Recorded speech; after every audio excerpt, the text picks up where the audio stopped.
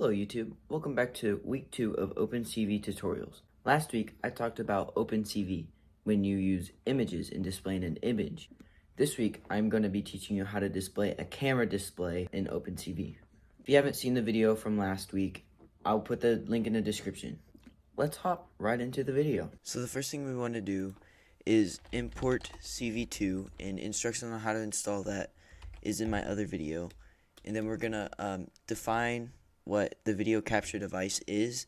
So what I'm gonna do is device div device equals CV2 dot video capture 0. The reason I'm doing 0 is because I only have one camera hooked up. If you have multiple cameras, you might want to do 1, 2, or 3. But if you only have one camera, do 0. Now what we want to do is create a while loop. So we're going to do while true underscore comma, and then we're going to define what we want in our frame, which we're going to do just frame equals div dot read. What this does is reads the frame from my video capture device, which is my only camera 0. And then I'm just going to display this on the screen, and that's how you get a video. Now you're probably wondering, what does this underscore mean? Well, it doesn't really mean anything. It's just a placement holder for variables. This doesn't really matter. You can put it HX. I like it's just a frame placeholder. All we care about is the frame. Now what we want to do is actually show the video. So what we're going to do is do cv2.imshow. The title of whatever you want your frame to be. I'm just going to put camera because it's what it is. And then frame, which is what we defined here, which reads to the video capture device.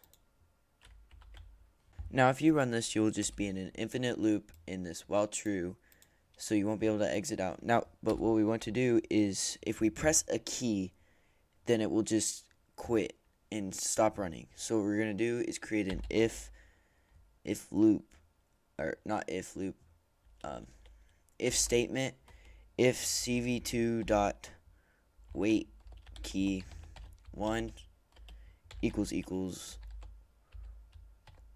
q, or I just use q for quit, but like you can do anything, q, then we want it to break. So now what we're gonna do is just do something you should always do when you get a camera, because once you run this script, it will work, but it'll keep your video device capture within the script, but you want it to release the script so you can have it for other things. Once we have this, what we want to do is release the video. So we're going to do device, or whatever you named video capture device, div dot release, like that.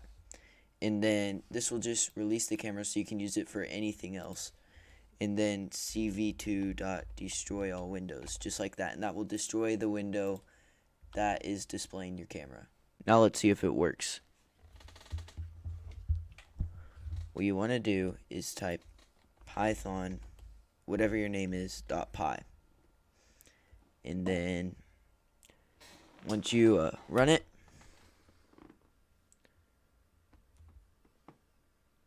it will show up on our screen and shows the camera and displays what your camera has. And once you press Q, it will terminate everything and close the window.